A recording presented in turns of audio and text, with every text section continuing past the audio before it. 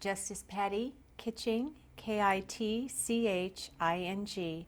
Associate Justice of the 2nd District Court of Appeal. Thank you. Margaret Grignon, retired Associate Justice of the 2nd District Court of Appeal. And we're ready to go. Good morning, Justice Grignon. Good morning. We're here to do an oral history of the Court of Appeal. You were one of the esteemed members of this court from 1991 to 2004 when you retired, serving 14 years on the court. We're going to go through some of your history and your experiences on the Court of Appeal and your experiences after you left the Court of Appeal. So, Justice Grignon, where were you born? I was born in Plainfield, New Jersey in 1950. And did you stay there for your childhood? No, we stayed there until I was 9 months old, and then my family moved to California, and I grew up in the Riverside area. And why did your family move to California? My father was from California originally, and it was my mother that lived in New Jersey, and so I think they were just returning to my father's home. And Riverside was the place they chose. They did, and actually I don't have any reason, I don't know why they ended up in Riverside. My dad was born in Taft, and at the time I think my grandfather was living in the Palm Springs area, so maybe that had something to do with it. And did you go to grade school in Riverside? I did. I went to a Catholic elementary school, St. Catherine's, and then in 9th grade moved to Matthew Gage Junior High School and followed that with high school at Riverside Polytechnic. And you had brothers and sisters going through all those schools with you, right? I did. There were 5 of us Moros all together. Were you the oldest? I was the oldest. And did everyone compare all the rest of the children to Margaret Morrow, who had come through the schools? Unfortunately, my brothers and sisters complained mightily about that. So then, what did you do after you graduated from high school? Well, I decided that I wanted to go to Stanford University, and so that was the only college that I applied to. Unfortunately, Stanford didn't accept me, and so I was left at that point with attending the junior college in our town, Riverside City College, which I attended for a year. Then I transferred to UC Riverside, which I attended for a year, and then transferred to UCLA, where I graduated. And now you're a Bruin. And now I'm a Bruin. And what was your major at UCLA? I was a political science major. And why were you a political science major? Well, at the time I thought it would be very interesting to grow up to be an ambassador, and so I thought if I took a political science major that I would be able to do that, not really focusing on the realities of life. But you did very well. You graduated cum laude from UCLA, is that right? Yes, in 1972. Alrighty. And let's see, and then you got married, is that right, in 1972 also? Yes, I got married in September of 1972, and at that point I had been accepted to UCLA Law School and was to start there. My husband had attempted to be admitted to a California medical school and had not been accepted at the time. The competition to get into medical school was pretty severe. So he ended up going to medical school at the University of Zurich, Switzerland, and we decided to get married and go to Switzerland together and put off my law school career for a little bit. But you actually attended some law school classes in Switzerland, is that right? Yes, I did. I took law school classes and some international law classes at the University of Zurich, Switzerland. And were those taught in German or English? They were for the most part taught in German. We had one economics class that had a visiting professor from the University of Chicago, and that fortunately was taught in English. Although the economics class was so hard, it might as well have been in Greek. But yeah, mostly in German. And I had studied, fortunately, German in high school and 1 year in college, so I had a pretty good familiarity with it, although certainly not fluent. But by the time that we left, I was fairly fluent. Wow, that was quite an accomplishment. And your husband was in med school at University of Zurich at the same time? Yes. Did he graduate from University of Zurich, or did he transfer back to the United States? He completed 2 years, and then he took the medical school exam that all American medical students take at the end of 2 years, and he scored in the top 10% and was accepted in medical schools across the country, and so came back and was accepted at SC Medical School and finished his medical school and graduated from USC Medical School. So then when you came back, you decided that you wanted to go to law school? I did. We came back in August, and I had not applied to any law schools. And so the first thing I did was go to UCLA and say, "Oh, I'm here, can I start?" And they said, "Well, you can start, but you have to wait a year."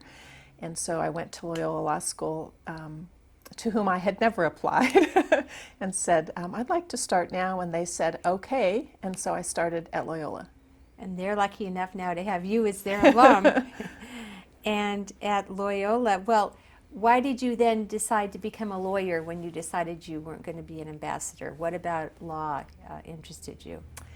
Well, to be honest with you, I'm not sure. I think about that sometimes, and I think it was sort of a default position. I had a political science major. I probably wasn't going to go into the Foreign Service as the way things were shaping up. I didn't want to be a professor. And so I didn't know what else you did with a political science degree other than go to law school. So I took the LSAT exam and did really well. And it was very fortuitous. It turned out to be something that I was very good at and enjoyed tremendously. But I had no role models. I didn't know any lawyers. I didn't know anyone going to law school. And it was really accidental, I think. And you enjoyed law school? I loved it. What did you like about it? I guess I just like the analytical process, the process of taking a whole bunch of unrelated facts and trying to bring some order out of that chaos and learn the rules and come up with an answer. And what courses did you particularly enjoy? Do you remember, or any professors at Loyola? In general, I liked all of my classes, but I became really fascinated with the income tax class that I took in my second year, and decided that that was an area that I wanted to pursue. Do you remember who taught that class? I remember the professor, but I don't remember his name. And how many women were in your law school class? You know, I'm not positive, but my memory is that that my year may have been one of the first years where the advantages of Title VII were coming into play, and so there was a fairly large percentage, it may have been a third, a fairly large percentage of women. Okay, and where did you graduate in your class at Loyola? I graduated first in my class. And you were summa cum laude, is that right? Yes. And you were on the law review? Yes, I was on the law review, although I was not an editor on the law review. I decided not to do that. Did you write an article? I did. I wrote an article having something to do with the expungement of felony convictions. All right, and you received some awards at graduation. Was that for being in the top of the class? Yes, I received some awards for being at the top of the class, and then some of the awards you get for individual classes. I received some of those also.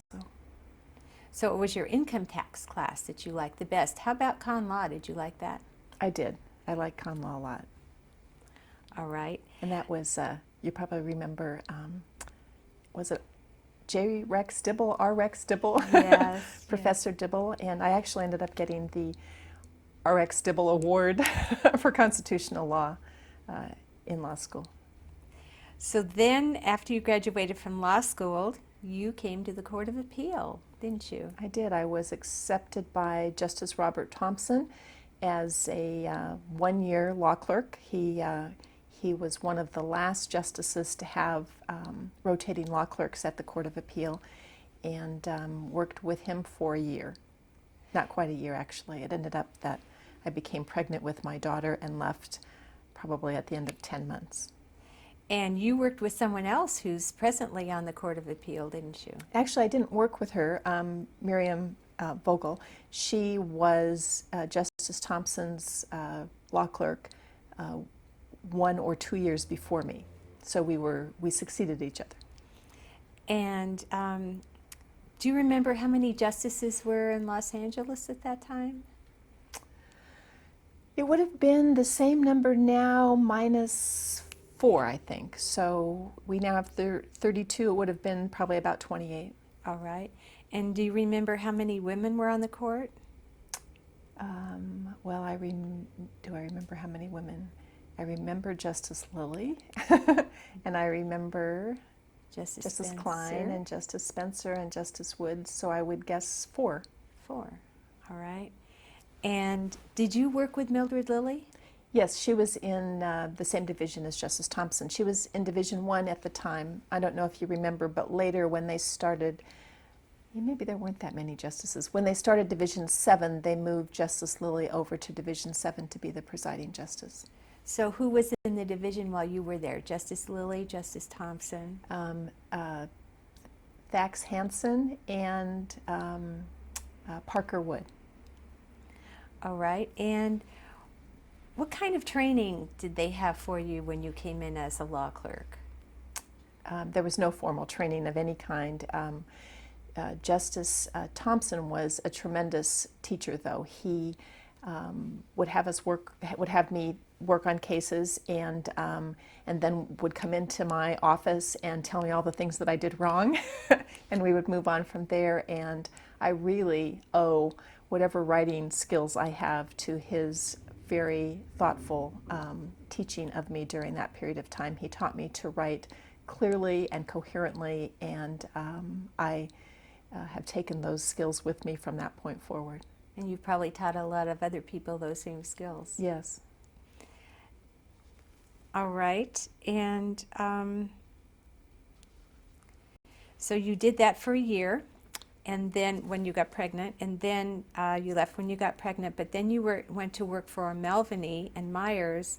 Was that from 1978 to 81? Yes, I'd actually been accepted to work at O'Melveny prior to the clerkship, and so they hired me with the understanding that I would do the 1-year clerkship and then come to work at O'Melveny. And interestingly, Justice Thompson, prior to being appointed to the bench, had been a tax attorney, and so my interest in tax law was sort of buttressed by his enthusiasm for it also. Well, that was a coincidence that you would work with someone who was also interested in tax. Did you do any tax cases for Justice Thompson, going back to the Court of Appeal? Not that I recall. Was it the same mix of cases, criminal versus civil?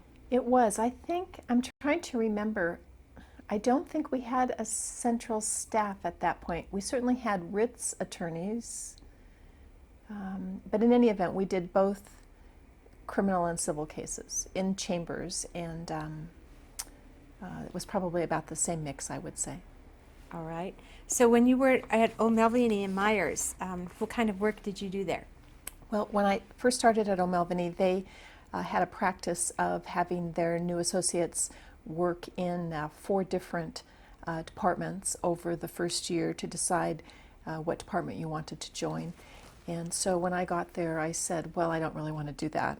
And they said, well, everyone does that. And I said, but I'd really just like to go to the tax department if that's okay with you. And so they finally said, okay, and I started in the tax department, and they were happy with me, and I was happy with them, and so I stayed. What kind of tax cases did you do? For the most part, corporate tax cases, a lot of corporate reorganization work, some municipal bond, tax-free municipal bond work, unfortunately some ERISA work, and actually a fair amount of state tax work also. We had a very active state tax practice. And do you remember how many women were in the firm at that time?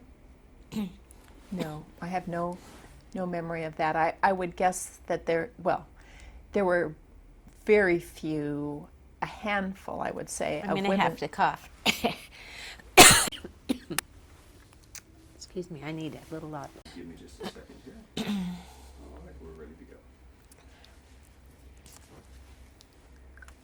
So you did tax cases at O'Melveny and Myers, and do you remember, were there any women partners there at that time? I'm certain there were women partners. In fact, I have a memory of one in the corporate department, and I'm certain there were more than that, but they were small in number. The incoming associates, I think, probably reflected the law schools and were at the 25% to 1/3 range, I would guess. So you were entering law at a time when there were big changes going on in the profession with regard to women. Yes, yes.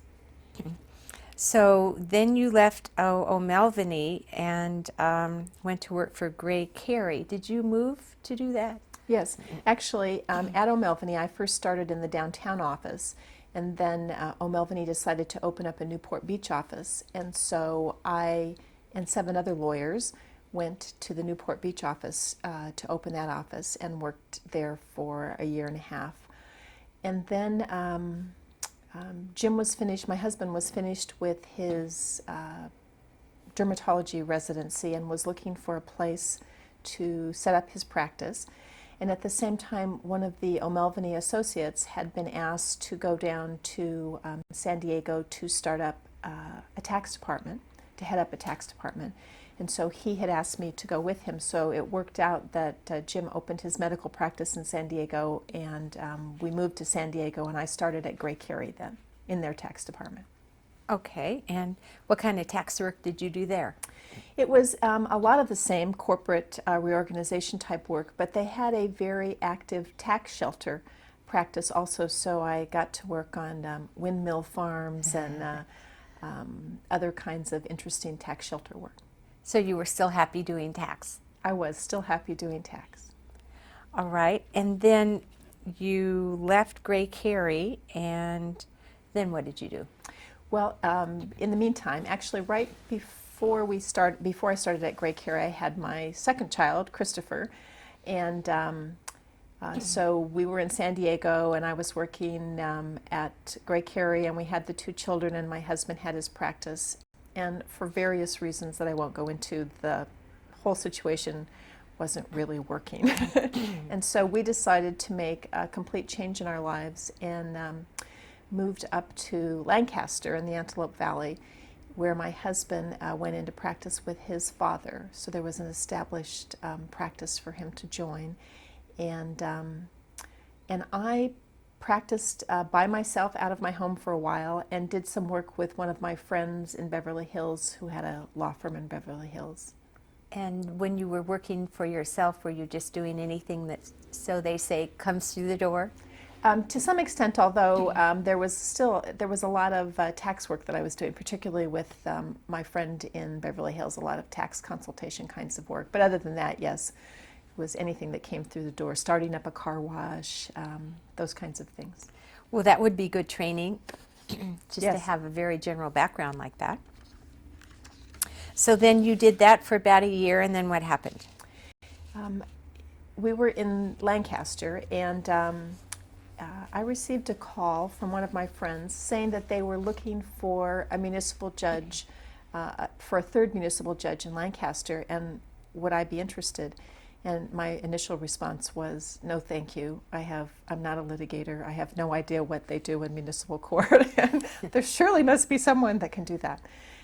And so that was the end of it. And then 6 months later, I received a second phone call saying that the governor had been looking, had not found anyone that he was happy with, and would I consider putting my application in. And so I thought about it a little more seriously at that point and put my application in. And the governor appointed me, and that's how my judicial career started. So where was your first assignment? Well, I sat in Lancaster in a portable building out in the parking lot and heard traffic tickets and misdemeanors and unlawful detainer actions and all those kinds of municipal court cases. And how many judges were there? There were 3 municipal court judges, and in our courthouse we also had 2 Superior Court commissioners. And did you become the presiding judge out there? Yes, although it was a rotating position, so when it was my turn, I became the presiding judge. And what did you like about that assignment? I loved learning how to deal with people. Before, I had been involved in situations where my skill in thinking and analyzing and dealing with problems on paper were very important. And in this case, although of course you still need to have those skills, it was more important to be able to deal with people and handle huge volumes and just develop a whole different set of skills that I hadn't had before. Did you know that you were going to be able to be a judge and make decisions that affect people's lives? I guess it never occurred to me that I would not be able to. I just assumed that I could do it. It is, of course, very challenging, and especially as a municipal court judge, but also as a Superior Court judge, you have to make very important decisions with not as much information as you'd like and with not as much time as you'd like. And so I worked very hard to expand the hours so that I could get more information and have more time. But even with that, you have to learn to just make decisions.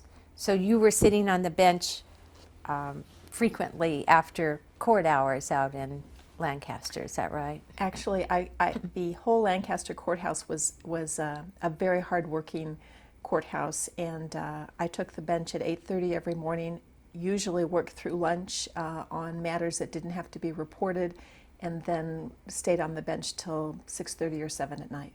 So there was a tremendous amount of work, and fortunately the other judges worked as hard so that I didn't have a revolt of the employees on my hand. So then how old were your children at this time? Christopher was 2 and Anne was 5. So then you went home and cooked dinner and took care of children. Actually, I tried to make dinner in a crock pot in the morning before I left for work, and my children have come to hate the very word of crock pot. And which governor appointed you to that court? Governor Grignon appointed me to the municipal court. All right. And so the most challenging thing about that assignment was to get all the work done and be able to handle all those cases. Huge volume. You remember from municipal court, it would seem sometimes that it was an unending flow of people. You would keep handling cases, and your courtroom would have just as many people in it as before. And I felt very pressured to get the work done, and that to try and work with the people of the community to get their cases handled on an expeditious basis. And when you work in a small court like that, you do become known throughout the community, is that right? Oh, that's right. I frequently attended local functions, made many speeches, was in parades, and my cases frequently were in the local newspaper every day. All right. So then how long did you do that? 3 years. And then what made you decide to put in your application to be a Superior Court judge? Well, I always knew that I wanted to do that, although I am very grateful that I started out as a municipal court judge. I don't think I would have wanted to be a municipal court judge for my entire career. And so when I had enough time in, I was only a lawyer for 7 years when I was appointed to the municipal court bench, and you have to be a lawyer or a judge for 10 years to be on the Superior Court bench. And so when that time was approaching, I put my application in. The other thing was that they were looking for a Superior Court judge in the Lancaster court that was homegrown, and so they were really looking for a Lancaster person, and I fit the bill in that regard. And which governor appointed you to that court? Again, Governor Grignon. All right. And what kind of cases did you do on the Superior Court? Well, I was the only Superior Court judge. There were 2 commissioners, but I did everything. Although, because it has priority, I did more criminal than anything else, but criminal, civil, probate, family law, everything except dependency. We didn't have any dependency in the Antelope Valley Courthouse. And that court was just as busy as a municipal court had been? Yes, it was very busy. We had, I think, 1,000 felony filings a year, and tried 20 or 30 cases a year in just my court. And and that together with all the other work that was going on, it was very busy. So you were getting a lot of litigation experience. Yes. And you actually handled a death penalty case, didn't you? Yes. I handled one death penalty case where the parties waived jury, and so I tried it as a court trial. And that would be unusual in a death penalty case, wouldn't it? Yes, it was actually not unprecedented, but there are very few examples of that in California's history. And in fact, when the attorneys first came to me and asked me, told me that they were going to waive jury, I said, I'm certain that that's not allowed, that you must have to have a jury, and did my research and decided that the defendant could waive jury, and so they did, and we proceeded. And how long did that trial last? The trial itself was about 2 weeks, and then I took the case under submission for a couple of days. And what was it like just being involved in a death penalty case? The guilt phase was just like any other trial, and the penalty phase, the evidence is not substantially different than a regular criminal case. The burden of the decision is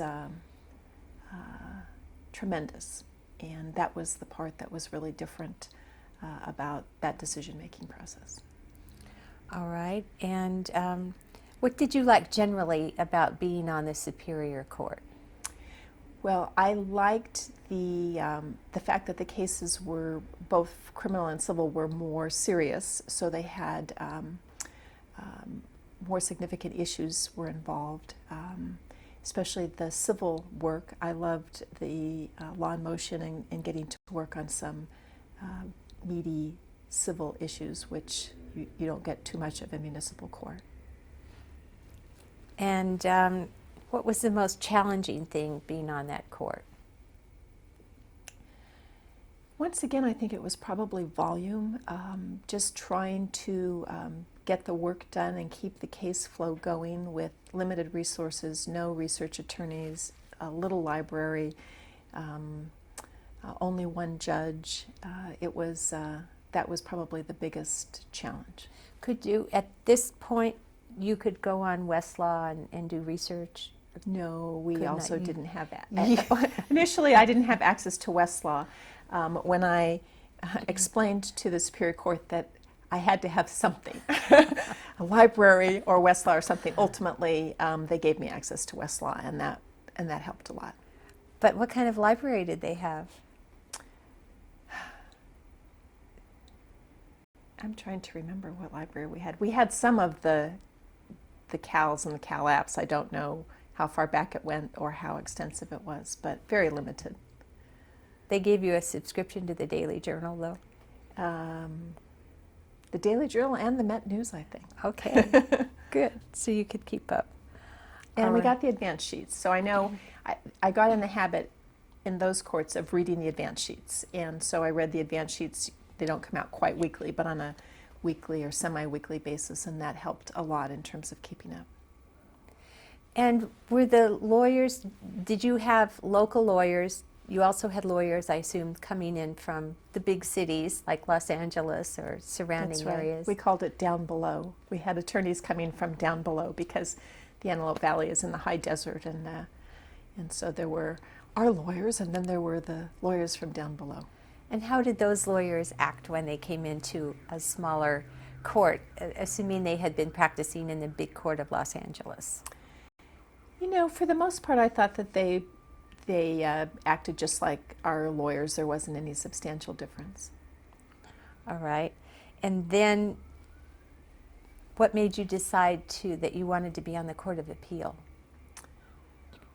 I think from my academic background and my prior legal practice that it seemed to me that my skills would be best suited for the appellate court. Although I enjoyed the trial court, I think I am better suited for the more contemplative judicial world that we live in at the Court of Appeal, and so it was attractive to me, and I put my application in and was fortunate enough to be appointed again by Governor Grignon.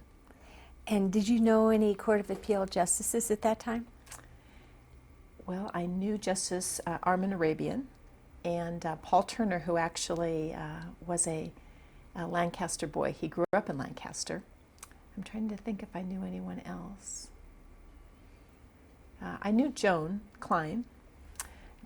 From the women lawyers? Probably or from women judges? lawyers.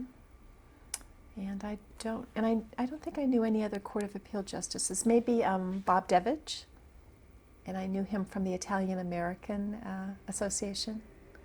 Okay, so you had come into town to attend some of those meetings? Yes. And did you also come into town when you were on the Superior Court for any other court-wide meetings so that you could meet other people on the Superior Court? No, I should have, but I never had the time, and I felt that it was more important to do the work where I was, and it's so far away. It's, an hour and a half one way to get from Lancaster to downtown, and so I had little I had very few meetings with the other people on the Superior Court. Some with the San Fernando Court, because actually the Lancaster Court at that time was part of the San Fernando District. So I'd had some meetings with the San Fernando judges, but other than that, very few people. Did they send any overflow cases from either Los Angeles or San Fernando to you? No, actually it went the other way.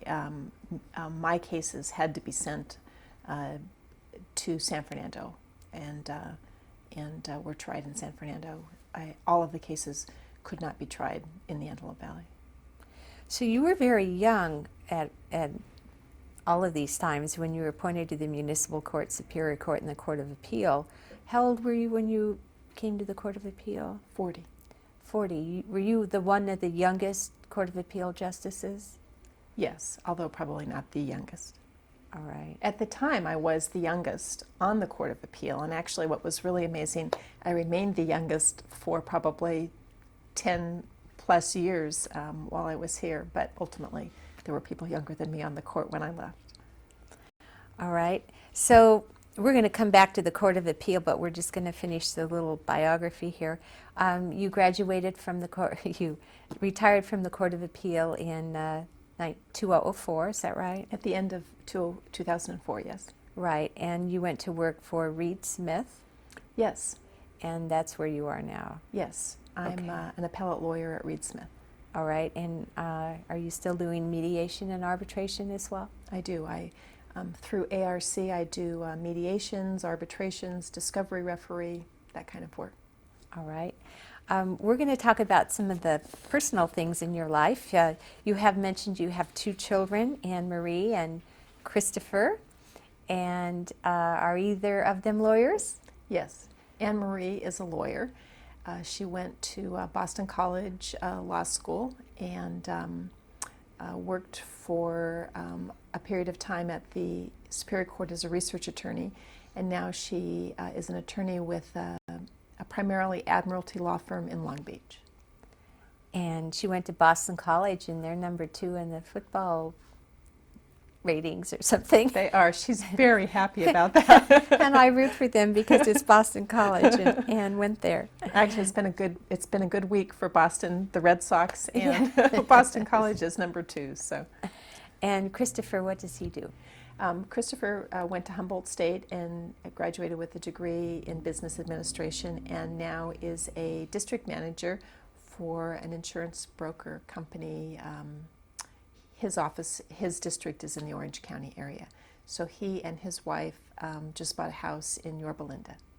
And both of your children have inherited your great work ethic. Yes, they have.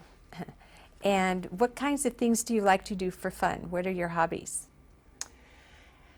Well, I think primarily I like to run when I can, although that's been less in the last few years. I still water ski, although not as well or frequently as I used to. Snow skiing on occasion, and mostly I think I love to read. All right. And your husband, Jim, is a big water skier, isn't he? Yes, he is. We have a little cottage on a private water ski lake in Bakersfield, and he is a very accomplished slalom water skier. He has competed all the way up to the national championship level. And tell me about your reading. What kinds of things do you like to read? I'm a pretty eclectic reader. I read lots of different things, but I think my favorite fiction work is 19th century British literature. Jane Austen, Anthony Trollope, George Eliot, those kinds of books. And why is that? Well, I like that the novels are based on individuals and personalities and people's real lives and issues that real people have to deal with, and I just find that time period to be very interesting. And you've also read widely in the area of science fiction too, haven't Yes, you? I have. I'm a pretty avid science fiction reader. I'm a big fan of Arthur Clarke and Isaac Asimov for classic science fiction writers. And I also enjoy nonfiction, and you and I share an enjoyment of Thomas Friedman, for example, and his books on the Mideast and globalization. And you have a list, and I think you've purchased, isn't this right, all the Nobel Prize winning books? The Pulitzer Prize winning books. Pulitzer Prize, sorry. Yes, yes. I have all of them and have read, probably 80% of them. And how does that work? Do you just start at the beginning and just go one by one, or do you look at the whole group of them and say, oh, that one looks interesting? Well, I bought them over time, and so as I saw, I got the list so I could see what books there were, and as I found the books over time, I read them, and so there is really no rhyme or reason to my reading, just as I got them and they looked interesting. And do you remember which ones have enthralled you? Or all of them? Yeah, no, not all of them. For example, I really don't like Faulkner, and he won the Pulitzer Prize twice. I like Hemingway. I'm trying to remember who wrote Hawaii. Michener. Michener. And then I can't remember the other names. Right. Okay, so we're going to go back to your professional career. Okay. And you've had a wide experience from the municipal court to the Superior Court and then the Court of Appeal. When you were on the Court of Appeal, the records show that you wrote 2,212 court opinions, and that you published 156 opinions, and that you had 18 dissents. And that is quite a large body of work. And do you think about all of those cases that you were involved with and think, how did I deal with all those issues and all of those problems and all of those cases? What does it feel like to have such a big body of work? You know, I think that's one of the best advantages or the rewards of being a Court of Appeal justice, is to have your work mean something not just to the litigants in your particular case, but to be important to the development of the law in the state of California, and have cases out there that have meaning not just now, but to go on for years and years. And I think that's a very important reward of the job, and I am very grateful to have had that opportunity. And did you realize you were doing that when you were authoring those opinions? Yes. I took the responsibility very seriously, and when I published a case, I knew that it was important and that it would impact many cases besides just the case I was working on. And so I always had in the back of my mind that it was a tremendous responsibility to do the best job possible. And were you interested in every single word in the opinion, knowing that people in the future would be looking at that opinion and looking at every single word to try to determine what that meant or what that phrase meant? In the published cases, I was very careful, and actually I wrote every single one of my published cases myself from scratch, and spent a lot of time making sure that it said just what I wanted it to say and no more than I wanted it to say, and to try to think about ramifications outside of the particular case, because the litigants, of course, aren't very interested in those kinds of ramifications, so you have to think of them yourself as there's something about this case that might impact some other area of the law, and try as much as you can to have those things in mind when you're writing it and editing it. So to anticipate unintended consequences of your cases? Yes, if you can.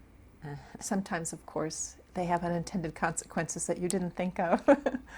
And that none of the attorneys helped you think of. Did you have a judicial philosophy that you could identify? Yes.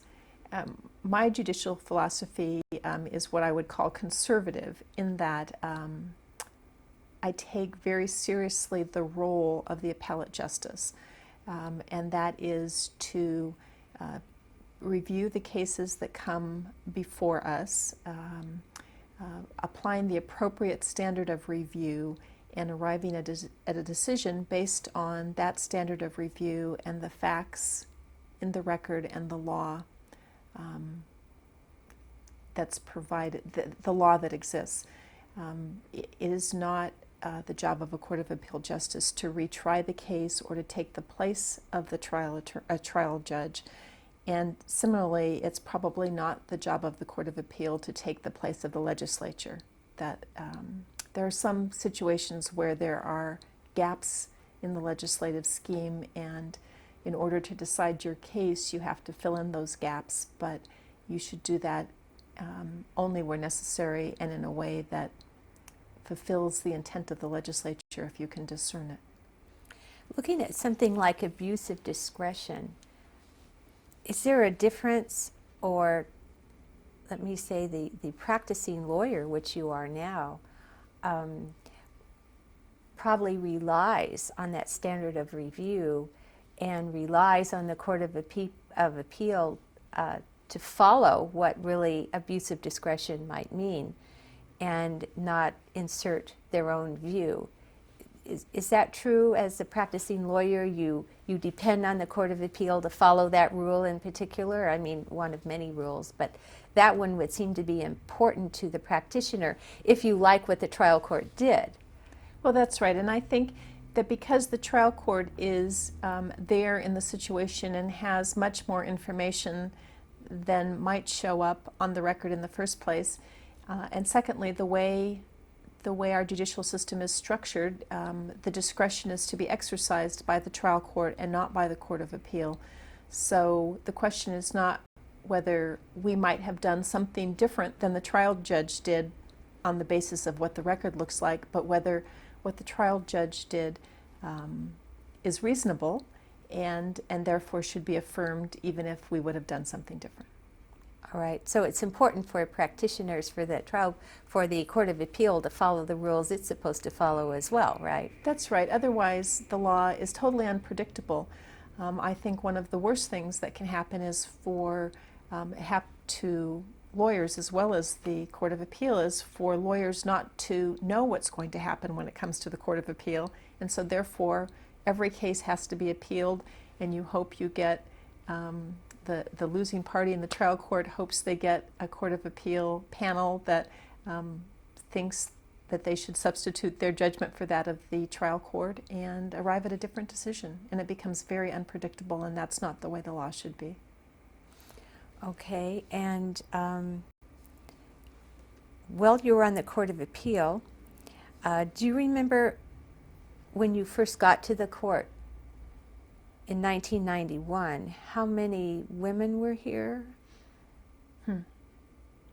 Well, Miriam Vogel was here in Division. Miriam Vogel and Vano Spencer were in Division 1. There were no women in 2. Joan Klein was in 3. Arley Woods. Arley Woods was in 4. I was in 5, no women in 6. So About the same, other than adding Miriam Vogel from when you were here as a law clerk. that's right. Oh, that's right. And Mildred was in 7, right. So adding, I think that's right. You add Miriam Vogel, and that was the only other women, I think. Not much of a change since the two of you were here as law clerks. Right. And when you came as a justice, what division were you appointed to? I was appointed to Division 5. And who were your colleagues on Division 5? Paul Turner was the presiding justice. He actually became the presiding justice on the same day that I became an associate justice. And then Herb Ashby and Roger Bourne. Okay. And do you remember your confirmation hearing for the Court of Appeal? Yes, I do. As I said, Paul was confirmed on the same day, so we had our confirmation hearings on the same day. And at my hearing, it was very interesting that my criminal procedure professor, Mike Lightfoot, had been the person in charge of my Jenny Commission rating, and so he had very nice things to say about me. That was a very nice report from him, and it was a nice person from my past to come in and speak about me. Joan Klein spoke for me, and I think maybe John Major, who was the presiding judge of the San Fernando district, who would have been my presiding judge.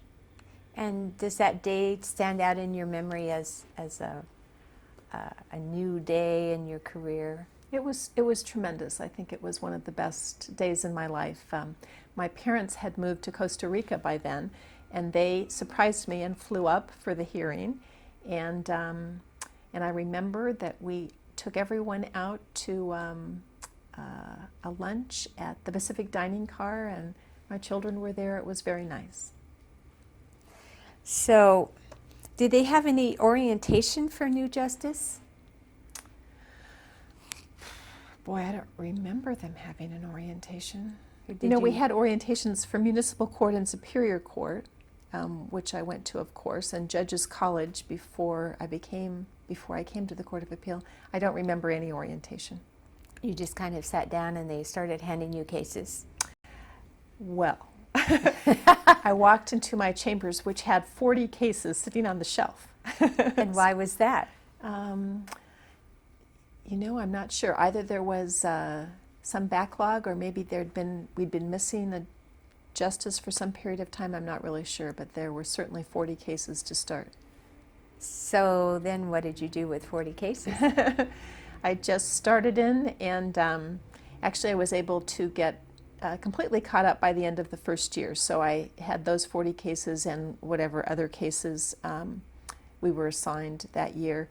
And basically after that, for the most part, Division 5 stayed pretty current throughout the 14 years I was there. Some years staying current was writing 180 majority opinions a year per justice, but we did a pretty good job of staying current after Paul and I came on board. So the caseload of the Court of Appeal ebbs and flows, is that right? It does. It does. Actually, it looked like it was only going to flow for a while. It started out at probably about 140, and ultimately it was up to 180 for 2 or 3 years, and then more towards the end it ebbed considerably by the 12th, 13th, 14th year. And what do you think caused the differences in the caseload? To some extent it was because we got more judges. Division 8 was added, a new justice was added to Division 7 and maybe Division 6, I'm not sure. And we got, and I think the caseload just diminished from the Superior Court, and there's lots of reasons for that, but I'm not really sure what they might be. Fast track, ADR, other reasons why, the expense of litigation, all kinds of reasons why the litigation in the Superior Court has diminished. And was there any kind of a culture on the Court of Appeal when you were first appointed? like this is the way we do things? Yes. And what was that like? Well, it's interesting. For example, we had the central staff at that point. So there's a whole bunch of lawyers, I don't remember how many, maybe as many as 12 or more, who were supposed to do all of the, quote, routine criminal cases. And they had this set pattern for how they did the cases, and it was pretty, in my view, unreadable and not very useful. And so I worked with some of the other new justices to get that system changed, and we actually were able to distribute those attorneys to chambers, and then the cases were then divided into chambers, and the justices were in charge of, you know, all the cases and not just the ones that didn't go to central staff. And there was a lot of discussion before that change was made. Oh, years, I would say, yes, of discussion as to whether, you know, that was what we should be doing, wasting our time on routine criminal cases, whether the attorneys could be used better in that way. And it seemed to me that you had very experienced people in central staff who were working on the most routine cases, and so we weren't utilizing their skills as well as we should, and that there was a less oversight by the justices than perhaps there should be. And so you were heard on those issues. Yes, And me and others. And prevailed. Yes. And how about this idea? Certain issues seem to be in the Court of Appeal for years and years. What about tentative decisions from the Court of Appeal? The Riverside Court does that and has done that for a long time. Has that been a controversy around this court? Yes, actually, I think it's a controversy in every court except the Riverside Court, and they have adopted the procedure and seemed perfectly happy with it. The other justices in the other districts, I think, feel that it would be detrimental in two respects. One, it changes the nature of oral argument substantially so that it becomes more of the attorneys arguing against the tentative as opposed to arguing their case against each other. And secondly, it interposes a substantial delay in the decision-making process because when the case is finished, it has to go out to the parties with enough time before it's then placed on calendar. And it has to be done in a way that's respectable and complete enough so that you're fairly certain of the answer when you send it out. So I think it does add a month to 2 months to the decision-making time. And so the Los Angeles Court, Second District, has always decided not to do that, right? That's right. Okay.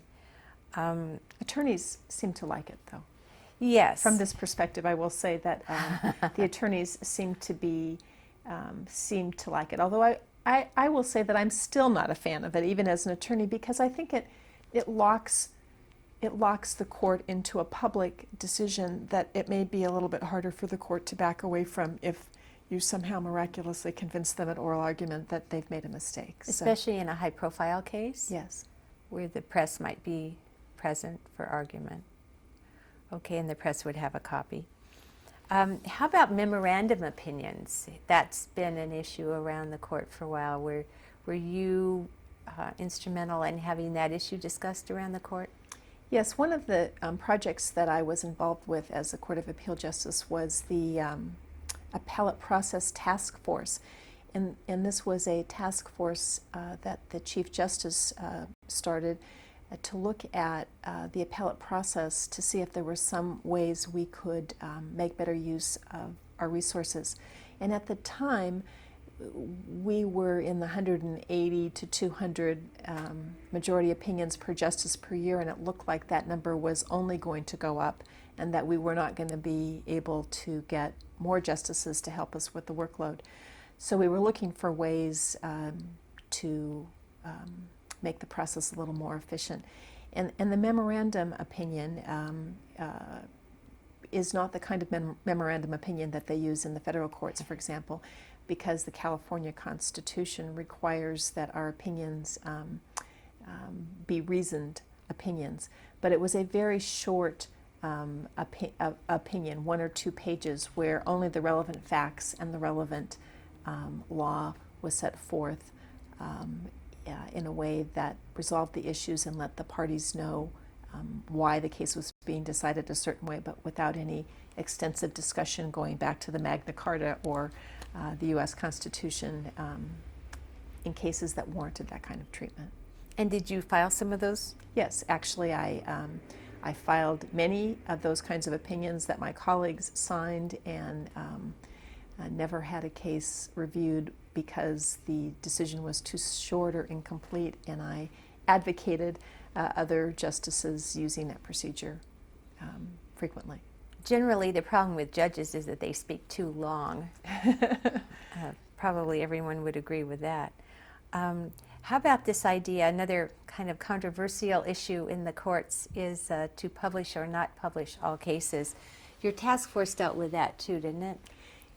We did, and we recommended against publication of all cases, and I think that's still the policy of the Judicial Council, although the most recent revisions by Justice Werdiger and her committee have indicated that probably more cases should be published. I think about 5 to 7% was the standard for publication rates when during my 14 years, and I think my numbers probably fit into that.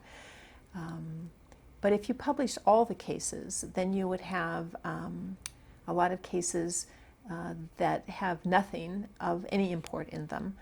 They just are routine factual situations applying routine law of no use to anyone other than the litigants. But it would require all the parties in all future cases to be aware of those cases and have access to them, because it would be part of the law of the state.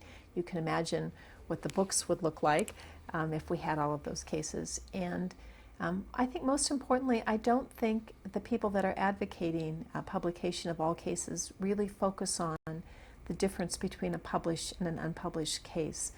You know how much time we take on a published case to make sure that it is concise and well-reasoned and accurate. And in an unpublished case, we are very concerned that we arrive at the right result for the right reason, but we aren't as concerned with the particular writing, or that the statements may be overbroad or in some other way harmful to the evolution of the law. So people can get all of the opinions online anyway, is that right?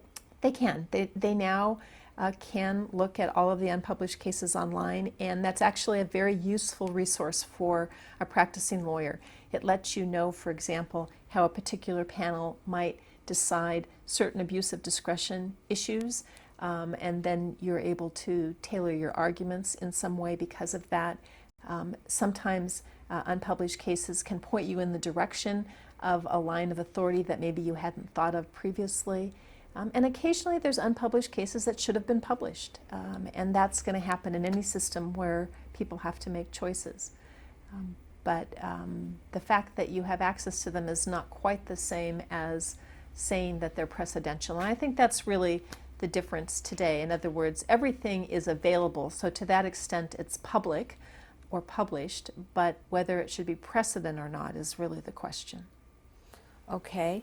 And since you were on the court for 14 years, I'm assuming you saw a lot of changes on the court during your period here. What kind of changes stand out in your mind? Well, from a legal standpoint, there are some cases that were almost non-existent and then became very prevalent, and the opposite.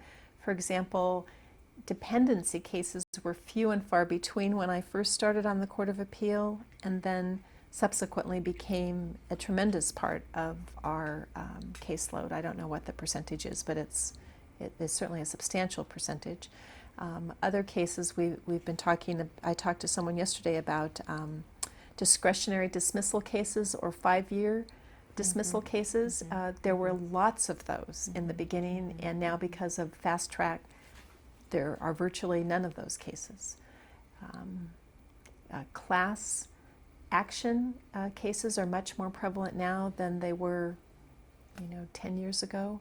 So there's just swings, I think, or ebbs and flows in various kinds of cases. Slap cases, anti-slap. Yes, exactly. I'm going to stop you and change tape. Okay.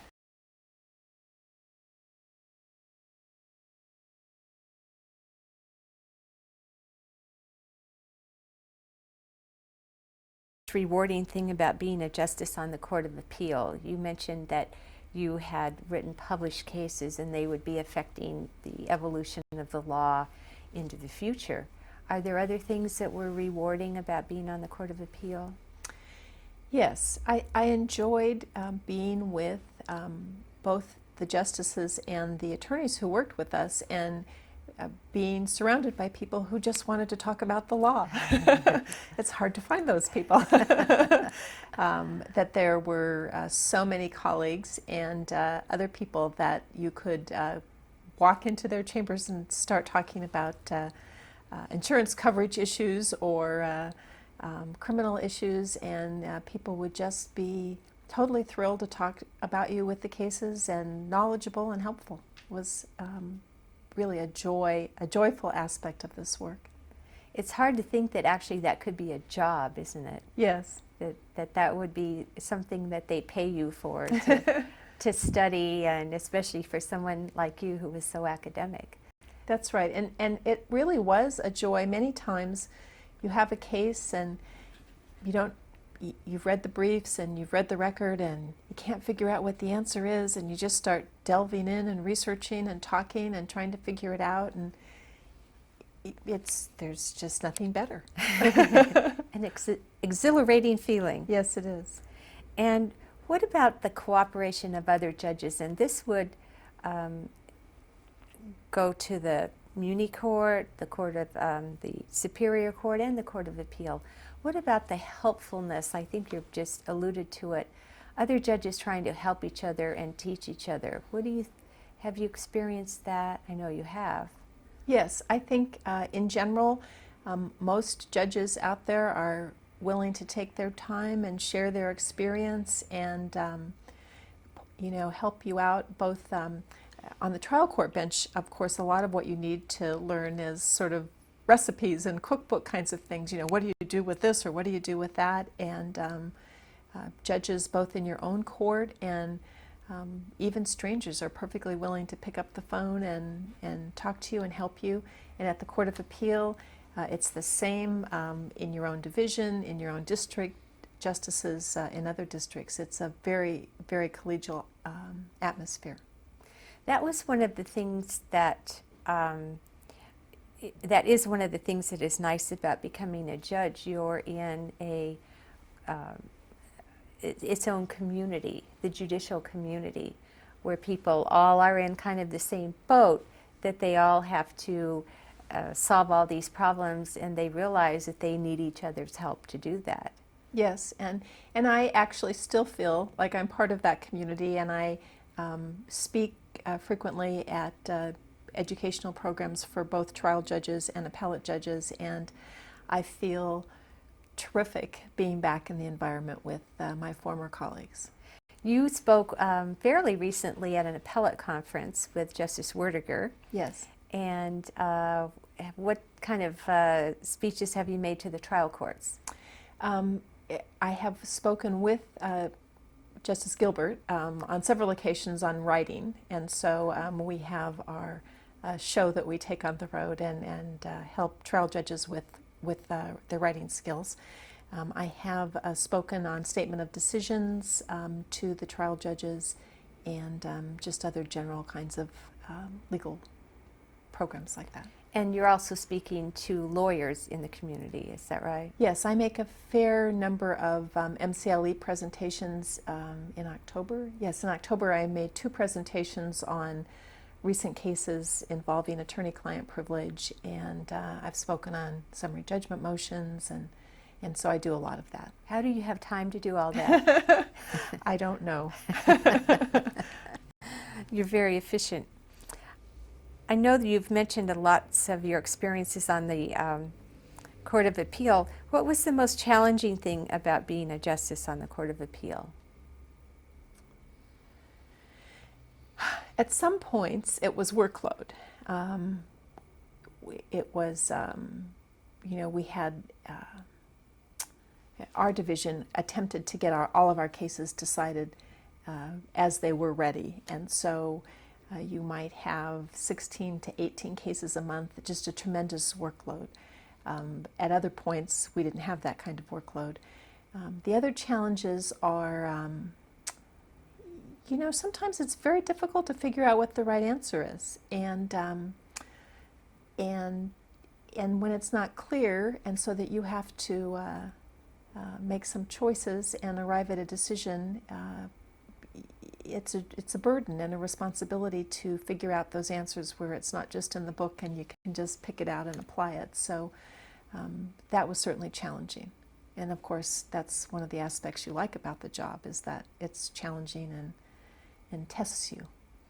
And you've had a lot of experience doing it by the time you get to the Court of Appeals. So Yes. you've seen many, many situations and perhaps can extrapolate from those situations. Yes, and I think when I look back on my 20 years as a judge, I think there is just no substitute for the experience that you get from that. Just the sheer numbers of cases and situations and factual scenarios and legal scenarios, you have a tremendous body of knowledge in your brain, and frequently, I'm always surprising people at work. I'll say, there's something about that. I know that there's some law in that, and we can find it. Or, I haven't had this question before, but there's this other analogous area, and I think that might be useful in trying to figure out what the right answer is. And I just think that the 20 years experience on the bench is just invaluable. All right. Can you compare being on the trial court versus being on the Court of Appeal? Yes, the trial court is much more immediate. You have people in front of you. You are impacting their lives. You are sending them to prison or jail. You are deciding what's going to happen to their children and their belongings. You are deciding whether they're going to be evicted from their residences. And you have to do all of this quickly. You can't say, come back in 2 weeks and let me think about it, or the rest of your cases won't get done. So in some ways, it's very fulfilling to have this immediate impact on people and be able to handle things where you can see that there's a result. One of the examples is in the Antelope Valley, for example, we were fairly strict on driving under the influence. And because it was a small community, the word goes out, and so there's actually, people know. They know that if they drive under the influence in Lancaster or Palmdale, they're going to show up in front of one of the judges and they're going to go to jail. And so you can see that you have a much more immediate impact on people. At the Court of Appeal, you have a more lasting impact on more people, but you don't ever, I always say, we never got to see real people. I mean, our calendars are lawyers, and you rarely get to see actual litigants, and so it's a little bit more distant. But on the other hand, it's more considered, more intellectual, and more satisfying in that regard. And you have more help, is that right? And you have a lot more help. Yeah, at the end we had 3 research attorneys in chambers, and that's a lot of help to you can send off your attorneys to, go down this path and research something to the nth degree until you're satisfied you've looked at everything. I'm going to... Okay, go ahead. Okay. I guess everyone would have certain expectations about being on the Court of Appeal.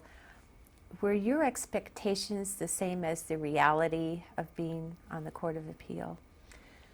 I think that they were, probably because I had been at the court for 1 year, so I had that year's experience already. And in addition, I had actually, as a municipal court judge, I had sat for a few months as a justice pro tem with your division, Division 3. So I had a fair amount of experience, and it was pretty much what I thought it would be. I think I probably didn't imagine how much the workload would be over time, but Do you think you changed as a judge between the years of 1991 when you came to the court and 2004 when you left the court? yes, I think that when you become a judge, you know, even at the municipal court level, the job changes you. It changes you and makes you more thoughtful, gives you more experience, makes you more aware of the significance of what you're doing. And in general, it just makes you realize how important and how much trust is being placed on you. And so that responsibility is very heavy, and it becomes heavier, and I think it changes you as a person. And in addition, you just become more experienced, and so you know a lot more, and the more you know, that also changes you. Okay. You handled 2,212, wrote 2,212 court opinions and published 156. What were some of the most important cases in that group of cases? You know, I thought about that, and I'm not certain that I would pick out any particular case. I looked at the notebook that was provided of the cases, and I saw a pattern. I tended to write published opinions in procedural areas. I was very interested, I think, in how the system worked, how it was supposed to work, and letting the lawyers and the litigants know what the procedure was so that they could comply with the procedure and not run afoul of waivers or forfeitures that they were unaware of. So I have a lot of cases in the procedural area. Attorney fee issues seemed to come up a lot in the cases that I worked on. In retrospect, as a lawyer now, and I see the cases that I wrote that have the most lasting impact. One of those, for example, is Myers versus Interface, which is a case involving an indemnity provision and as to whether that constitutes an attorney fee provision or not. That case comes up all the time. Some of the attorneys have come to me with my case called Downs, which was a case having to do with a disability discrimination. So that's another area. Frequently, the malicious prosecution issues come up, and actually, my cases, I think, push the Supreme Court in the direction opposite from the one I wanted to take. The very first case that comes to mind is Crowley versus Cattlemen, and in that case, it had to do with whether a malicious prosecution cause of action could be brought where one cause of action was brought without probable cause, even though 4 other causes of action may have had probable cause. And in Crowley versus Cattlemen, I wrote an opinion that said that I'm constrained by the Bertero case to say that one cause of action is sufficient, but if I was writing on a clean slate, I would say that that was not the right rule. And so I was very happy that the Supreme Court granted review in that case. I thought, oh good, they're going to do what I want them to do. And they granted review and reaffirmed the Bertero decision, and so only put an exclamation point on the rule that we already had. In another case like that, Zamos versus Stroud, I wrote a dissenting opinion where I agreed with Dennis Perlis in one of his cases having to do with, what was the issue in that? It was another malicious prosecution issue, and so I wrote the dissent, and the Supreme Court granted review, and once again I'm thinking, oh good, we're on track to get the right rule here, and they ended up adopting the opposite rule that I wanted them to have. So sometimes your work ends up in with a rule that's different than what you anticipated. Couple of cases had some impact at the time. One was I think Donahue, a case involving marital status discrimination and whether an individual who rented property could discriminate on the basis of marital status.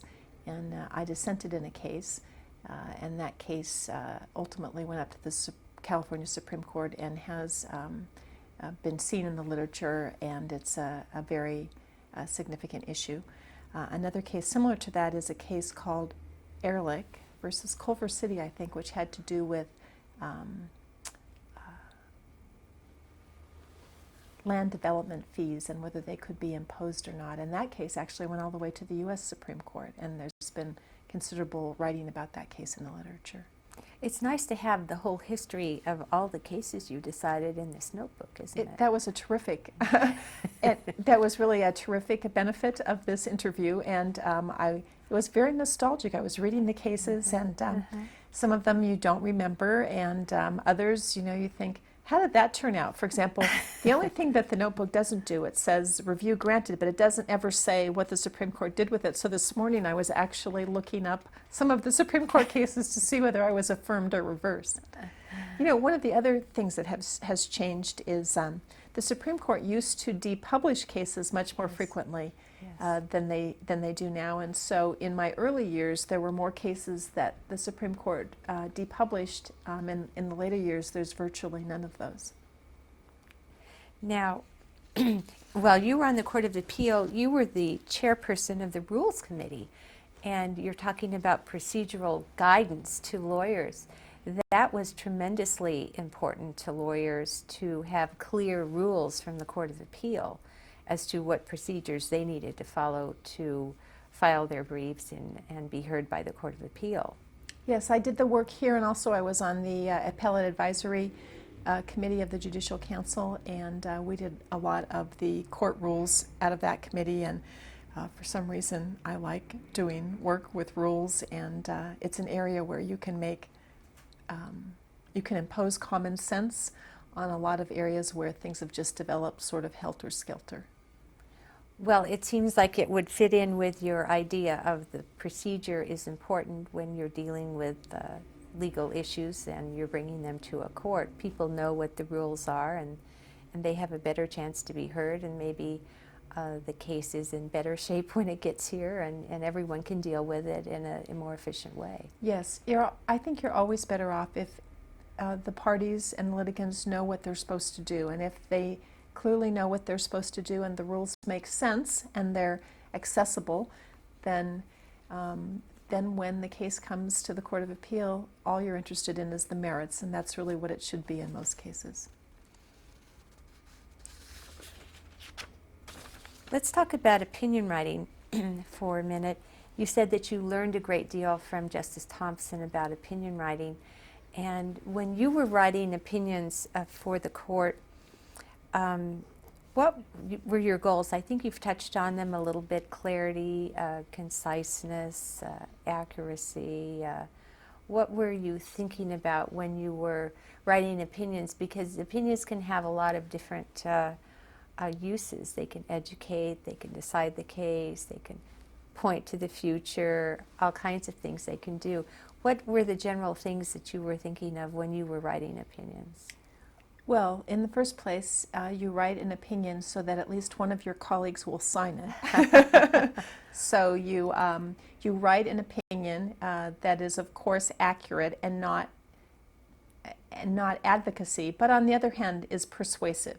You have to have a point of view, and you should demonstrate that point of view in your writing of the opinion throughout the opinion. In other words, how you start it, in your facts, and in your legal discussion, you should have a point of view and try and put forward that point of view. I'm not suggesting that you should prejudge a case or write a case simply to arrive at a certain decision, but once you've done the research and read the record and you have determined, for the most part, what the appropriate result is, then your writing should focus on that. The other thing I think is important for the reader, whoever the reader is, your colleagues, the litigants, or other parties, really need to know what you're talking about. And so you need to start off by giving the reader a roadmap of your case. What is this case about? Is it a summary judgment motion? Is it a trial? Is it a demurrer? What are the facts that you need to know? Is this an employment case? Is it a dependency case? What procedural posture and what issues are going to be decided? Large issues are going to be decided, and what's the result of that? Art Gilbert always has a very famous saying about opinions. He said, an opinion is not a mystery novel. You shouldn't have to wait until the end to figure out who did it. And so I think if you structure your opinion so that you let the reader know what's going to happen throughout the opinion, then when they read the opinion, they're reading in an informed manner, and the facts and the procedure and the law that you tell them have some structure that they can attach this information to. I can see why you are a renowned speaker in this area. A lot of people writing opinions need to keep this in mind. Were you on any other committees of the AOC that we haven't talked about? Do you remember? No, just the appellate process task. Well, yes, I was. I was on some committee that had to do with, I think all of the codes were rewritten. When the Superior Court and the municipal courts merged, then many of the statutes had to be amended, and I was on a committee that was involved with that very tedious process. And then the appellate process task force, and just in general on the appellate advisory committee. I can't think of any others. And on the Court of Appeal, you wrote the rules. You were the chairperson of the Rules Committee for many years. Is that right? Yes, and I also was involved with the court reporter committee. At some point, the justices were all very current with their cases, but we were not able to get the cases briefed because we weren't getting the transcripts from the Superior Court. And so a committee was set up where we would hold hearings once a month to bring delinquent reporters in who weren't getting their transcripts done in an effort to encourage them to do so on a timely basis. That was ultimately very successful. Finally, we got the Superior Court to take charge of the job, and so I don't think we actually even have that committee anymore. Some judges say that in the trial court they get to deal with all the lawyers and the juries and all kinds of people, and then when they come to the Court of Appeal, it's very isolating and very lonely. Did you feel that way? I didn't feel that way, only because I thought that in the trial court, although there's lots of people in front of you, you certainly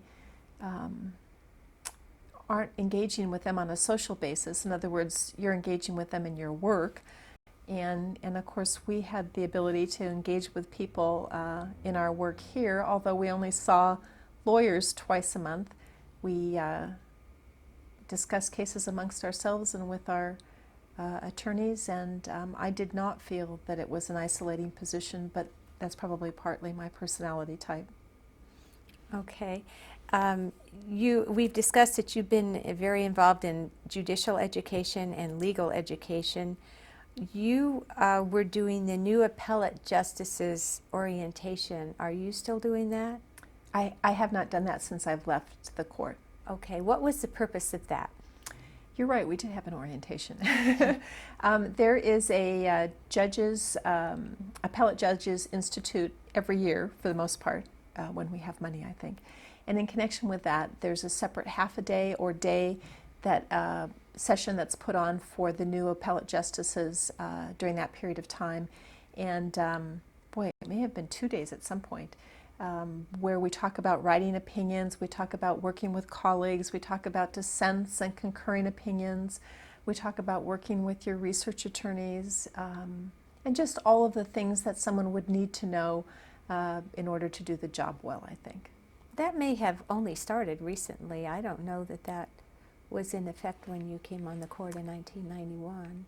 No, I don't remember ever. Right. I don't remember ever going to it. Right. You and Art Gilbert, did you start it, maybe?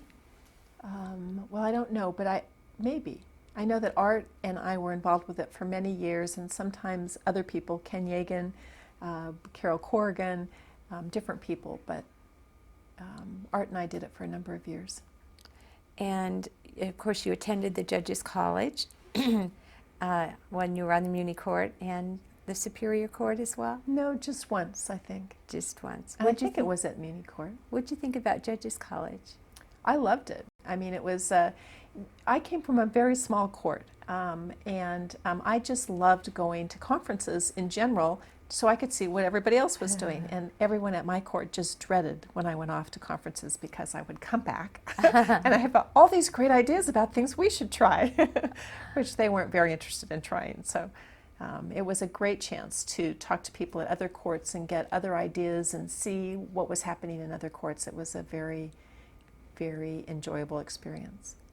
And you are still involved in legal education, speaking to various lawyer groups. And in the past, you've done some work for the CEB, right? Yes, actually, Judy Posner, who was recently a research attorney on the court, has come to work for Reed Smith, and she and I have just written a chapter in a new CEB book on administrative writ procedure. So I still am active in writing, and I write articles for the Daily Journal and other publications also. Yes, okay. You've been on both the Court of Appeal and the Superior Court, and from your experience on both courts, would you have suggestions to the Court of Appeal how they might help the Superior Court do a better job? Would be one area. And then the other area was how the Court of Appeal would help attorneys do a better job. So if we start with the trial courts, how could the Court of Appeal help the trial courts do a better job in what they're trying to do? Well, I think it partly comes down to clear opinions. If you write an opinion, even in an unpublished case, where you clearly set forth the law and what the trial court did correctly or incorrectly, that is, of course, helpful to the trial courts. When you remand cases to the trial courts, if you give clear directions to the trial judge as to what he or she is supposed to do with the case from this point forward, that's really helpful. And I also would say, to the extent procedural issues can be decided in published opinions, there's a little bit of a lack of that. There's still some areas, surprisingly, that have been around for a long time, but when you go out to do the research, you find that there is little or no case law on the procedure, and so the parties are, and the trial judges are left wondering if this is the right procedure or if they should be doing something else. And I've had many trial judges say to me, well, do you have a case that says that? And many times there isn't a case. And how about helping lawyers do a better job? Can the Court of Appeal help lawyers do their job better? Well, that's a more difficult question.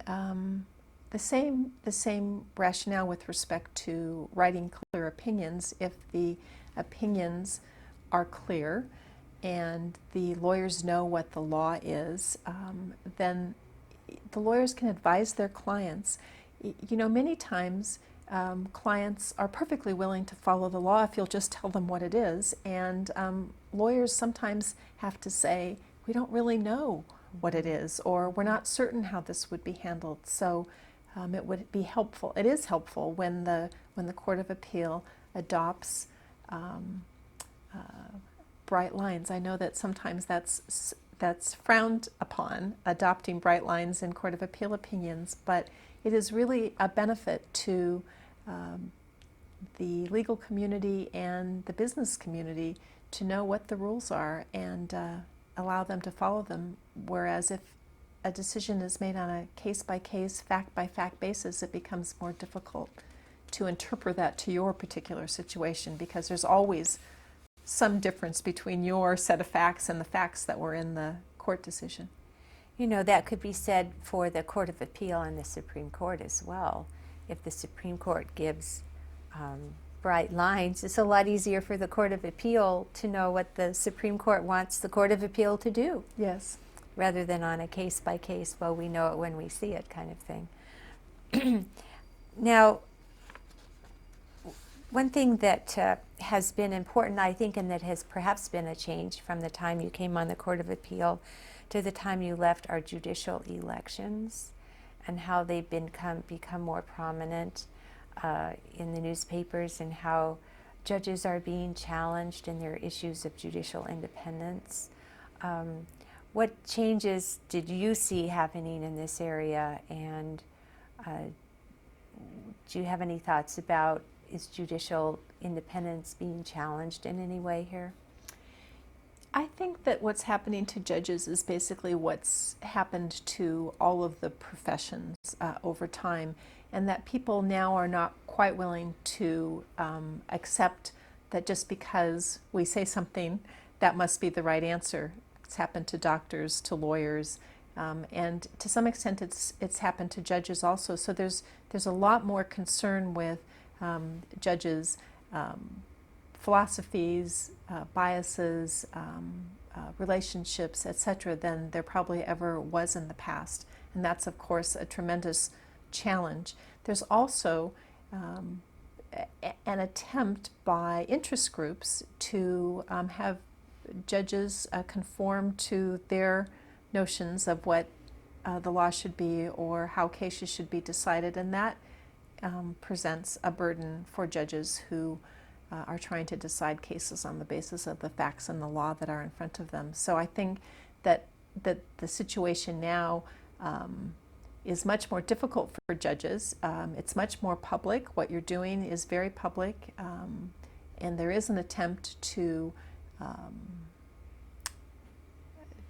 have judges decide cases in certain ways that is not bribery or those kinds of things, but just sort of an attempt by interest groups, and I think it affects the way judges do their jobs. Okay. We're going to go now to your life after retiring from the Court of Appeal, and you are of counsel to Reed Smith, as we have been discussing. What kind of work are you doing now? Well, I am the head of the appellate group in the Los Angeles office, and as the head of the appellate group, I do any appellate work that comes into the law firm. So it comes in two ways. Either it's generated by our trial lawyers, and then they come to me for writs or appeals, or more frequently even to help them in the trial court to make sure that we don't have writs and appeals. And also then we get work from outside the law firm where people come to us because they have some result that they don't like and they want some help on appeal. All right. And what do you like most about your present job? What's really interesting about my present job is that I get to construct the way the case goes to the Court of Appeal. I get to frame the issues, decide what the issues are, and present it in a way that will make it persuasive to the court. At the Court of Appeal, you sort of have to just take the case the way it comes to you, and the issues are usually presented one way or another, and there's not as much creativity. I think in my job there's much more creativity. In fact, the hardest adjustment for me to make was people would come to me with a set of facts and I would tell them what the answer was. And that, of course, may not have been the answer that our client was looking for. And so I had to learn, I still go through that process, but I had to learn that you need to look deeper than that, and that you have to then think about if there's some other way to present the facts or the procedure that makes the answer at least arguably different. Okay. And so you're the head of the department now, and your firm has another appellate department in San Francisco, right? We have one appellate group, and Okay. but we have lawyers in Los Angeles, Oakland. We have appellate lawyers in Los Angeles, Oakland, San Francisco, Pittsburgh, and now Chicago. So one of the aspects of my work that is very fascinating is that although I primarily work with the lawyers in the Los Angeles office, the appellate group is really firm-wide, and so I work with all the appellate lawyers in all the other offices, and they're terrific. They are very much like my colleagues on the Court of Appeal. They're thrilled about talking about the law. They love to just discuss procedural issues, and they're wonderful to work with. Well, good. That's a good benefit Yes. of your new job. You're also doing some mediation and arbitration, is that right? Yes. And what do you like about being a mediator? Well, being a mediator gives you a lot of satisfaction because when you settle the case, both of the parties then can get on with their life. They may not be ecstatic about the result, but they're satisfied with the result, or else they would not have agreed to the settlement. And the litigation is finished from their standpoint, the court's standpoint. It does seem like you're doing a good service for your mediation clients. Arbitration, on the other hand, is fulfilling because it lets you be a judge again. So it's a task that I'm very well suited to and have done for years, and is enjoyable in that respect. Now, you were in private practice before you were appointed to the bench, and you're again in private practice. Can you compare private practice before you became a judge with private practice now? I can, only to a little extent, because of course I was not at the same level in private practice previously as I am now, and so I am much more aware of business and clients and those kinds of, and economics than I probably was when I was at O'Melveny or Gray Carey. But the differences that I see are this. When I started with O'Melveny and Myers and Gray Carey, people went to one law firm and they stayed there. In many cases, they stayed there until they died. And so the law firms and the culture was very much like the Court of Appeal. You came and you stayed and you did your job, and these were the people you worked with, and people didn't leave and take their business elsewhere. So that's very much changed. Now people change law firms all the time, more than once in their career. The lawyers move from firm to firm, and firms absorb other firms. Firms are also now much more international than they ever were. When I was at O'Melveny, it had 200 lawyers, and we had just opened a Washington, D.C. office. So firms at that time were even more city-based or state-based, and now national law firms are certainly not unusual, and international law firms are more the rule. Clients are much more picky. They don't just hire a law firm and you're their law firm for everything. They hire one firm for employment work, another firm for corporate work, another firm for business litigation, or they spread their litigation out amongst 10 or 12 law firms. So it's much more competitive in terms of your client base than it was previously. How about civility? A lot of people talk about civility and lack of civility out in the legal community today, or how it has decreased from prior times.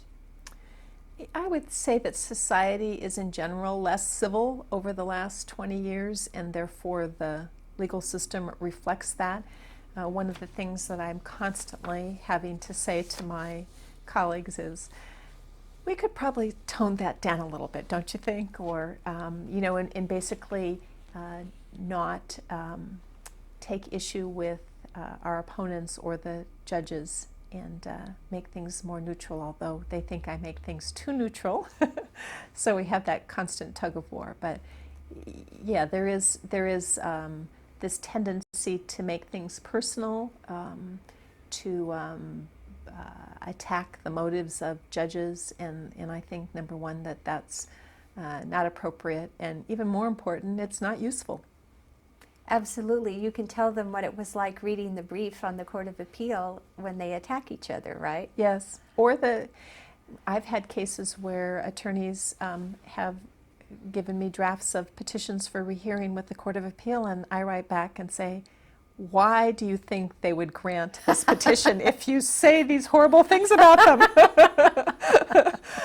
Seems self-evident to me, but apparently not. From your view of being on the court and in private practice, do you think lawyers in private practice have any misconceptions about the Court of Appeal, and what would those be? They have some misconceptions, for example, about oral argument and the utility of oral argument. And they don't always pay attention to making sure that your arguments are as complete as possible in the briefs, thinking that they might have a chance to explain things better at oral argument. To some extent, they probably have a misapprehension about how much time the court has to devote to each particular case.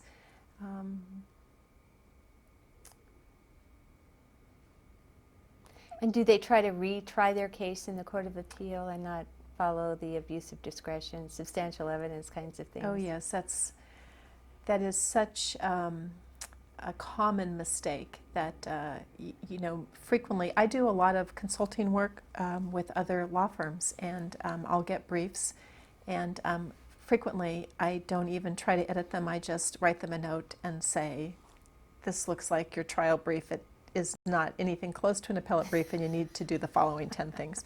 And they do have a hard time differentiating between appellate issues and trial issues. And I think one of the things that we never realized is how caught up the trial lawyers get in their cases, and when they win or lose, they're still so caught up in that, and they want to rehash every important detail. And sometimes actually one of the most difficult aspects of my job is to allow the trial lawyers to vent and to listen to them, and then quietly deflect them to the issues that are really the important issues on appeal.